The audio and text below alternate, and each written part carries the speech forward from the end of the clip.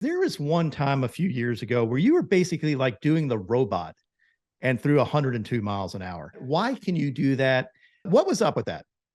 So originally, the double, triple leg kicks were actually a mechanical cue I had, playing catch or bullpens, kind of building over the short arm path. So I guess I always had the ability to reach high velocity, but the amount of times I did it never correlated with how I thought I should. And so one off season, I went back and kind of dissected my mechanics and looked at the guys who threw um, number one, the most healthy, number two, like the most true fastballs I thought were out there, and kind of with steel frame own mechanics. And I realized that boiling it down, it wasn't like people say repeat your delivery, right? Like repeat your mechanics, and that's kind of a vague term.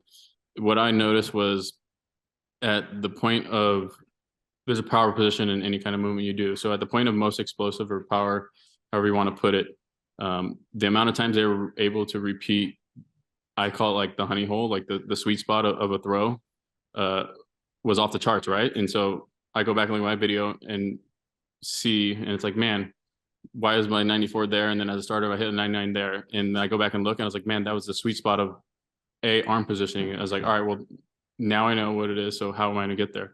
And so I would just take a bucket of balls in my backyard and throw against a net of shortening my arm path because I wanted to know where the power position was. And so I would just grab a ball and then bring my arm back. And what I realized was when I created the short arm path, I was able to hit the honey hole 9 out of 10 times. And so I told nobody about this. And I came to camp, like, well, what are you doing? Why are you short? You're going to lose velocity. I'm like, no, I'm not.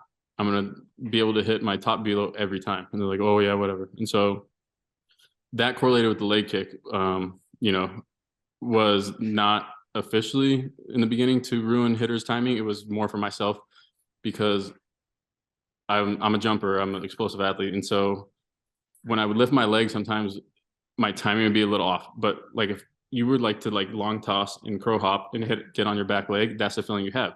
And so when you're a pitcher, you can't do that. You have to stay on the mound. And so I'd lift my leg. I'd be like, oh, that didn't feel right. Lift my leg again, still balancing because I say balance, but that's not it. It's still balancing. I'm like, oh, that's not it. And then I do it again. I'm like, there it is. And then I throw. And so I do it throwing. And sometimes I get it on my first time. Sometimes I get it on the second time. And so when I wanted to hit max velo, it was like, how does he do that? Get max velo? Well, that's me being able to sync up the separation between the lower half, the upper half, the hand already have with the arm path, and as a way to literally get everything firing and coil kind of like a rubber band. And so I translated to when I'm in the game. I'm like, man, I want max velo here, and it wasn't like I'm gonna throw it as hard as I can. It was actually like how many times whenever my leg felt right to like when I felt the perfect timing of everything syncing up is when I would go. And so if it was a double or a triple or a hang and just hang there for 4 seconds, like then I could get it, then I'd go. And so I realized that, with 2 strikes, if I did it, I wasn't thinking, I was just trying to get max velo. If I kind of pause, like I'm like, I can miss with max velo down the middle. And I'm like, oh, maybe it was more of the hitter's timing too. And then it was a, kill, two birds with one stone type thing where it just happened to evolve over time. To where now if I know a guy's ambushing and I have to throw a strike and I'm gonna throw a fastball down the middle, I'm gonna hang there, or I'll double leg kick, and because he's a leg kick guy, so his foot's already down, or I'm gonna get a free strike, or I'm gonna get double play. And so it was a positive in both aspects, and then now it kind of evolved to what it is. It's bizarre. I know actually Lucas shortened his arm action too. Like he has a very short arm action. Now it's kind of the thing. A lot of Spencer Strider intentionally did that too. A But lot you of were, guys have. yeah, but you were like kind of one of the first ones that I saw that you had a longer arm action in St. Louis and then shortened it.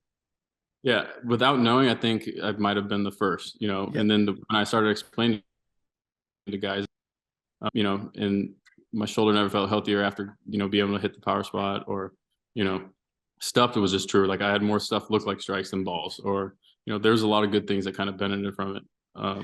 And I, guys that get injured a lot, like shoulder impingements, like I try to teach them short arm action and they're like, man, I got more velo now. I'm like, well, I wanted you to be healthy, but yeah, now you're hitting your sweet spot a lot more. Like that's why. So it's kind of taken off for a little bit.